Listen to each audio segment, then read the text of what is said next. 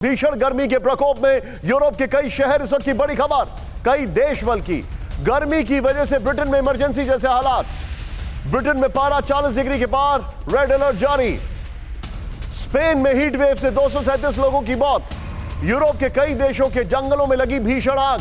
यह खबर मैं क्यों दिखा रहा हूं, इसकी वजह है सीधा ये बिग वॉल पर। ध्यान से देखें, यूरोप में भीषण गर्मी मचा त्राहिमाम। क्या है जानकारी?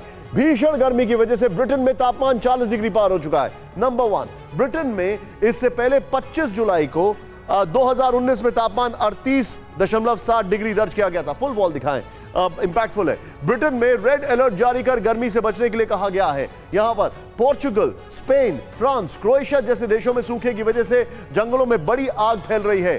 स्पेन में एक हफ्ते में हीट वेव से 237 लोगों की मौत हो चुकी है।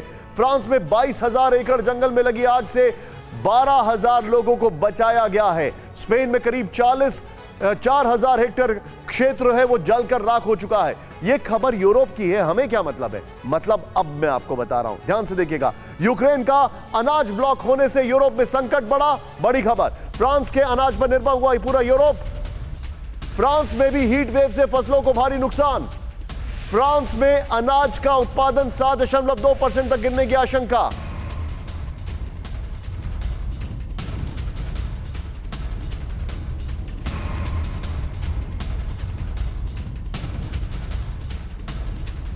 यहां पर भूखमरी की कगार पर यूरोप।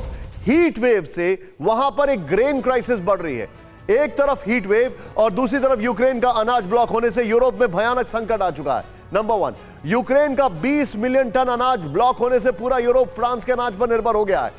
चेंज करें, भयानक सूखे और हीट वेव की वजह से फ्रांस में फसलों को भी भारी नुकसान पहुंचा है।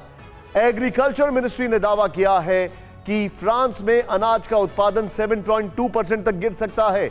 हीट वेव फ्रांस के अलावा स्पेन, इटली, पोर्चुगल तक फैल गई है, जिसकी तपिश ब्रिटेन को भी झेलनी पड़ रही है। मैं चाहूंगा इस वॉल को थोड़ा जूम इन करें और नीचे हमारी जो हीट वेव वाली ब्रेकिंग है उसको ले। विष्णु सर, एक क्राइसिस थी यूक्रेन वॉर और उससे ग्रेन क्राइसिस डेवलप हो रही थी और दूसरी है हीट वेव।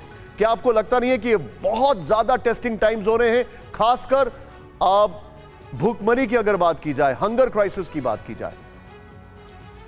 ये वाकई टेस्टिंग टाइम है, पर इसमें अपॉर्चुनिटी भी है इंडिया के लिए। जैसे हमारे पास इस वक्त अपॉर्चुनिटी है फूड ग्रेन एक्सपोर्ट की, और वो बहुत बड़ी अपॉर्चुनिटी है।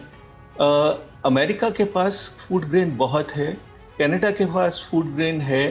तो अगर ये चाहे इंटरनेशनल कम्युनिटी तो इसके लिए कुछ कर सकती है, पर क्लाइमेट चेंज एक बहुत बड़ा इशू है और इसके प्रकोप बढ़ता जाएगा जब तक कि दुनिया एकजुट होकर क्लाइमेट सॉल्यूशंस नहीं ढूंढती है। निशान जी।